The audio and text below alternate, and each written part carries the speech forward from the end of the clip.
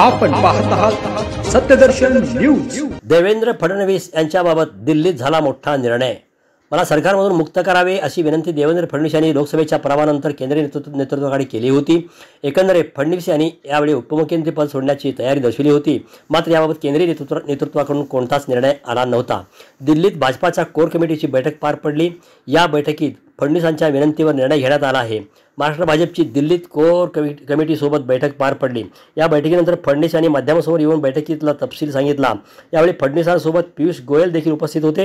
यावेळी फडणवीस म्हणाले की लोकसभा निवडणुकीच्या निकालाच्या अनुषंगाने या बैठकीत सविस्तर चर्चा करण्यात आली।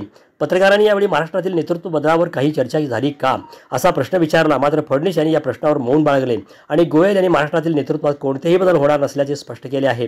त्यामुळे फडणवीसांना सरकारमधून मुक्त करण्याची विनंती भाजपाच्या हायकमांडने फेटाळली आहे। परिणामी फडणवीस उपमुख्यमंत्री पदावर कायम राहणार आहेत।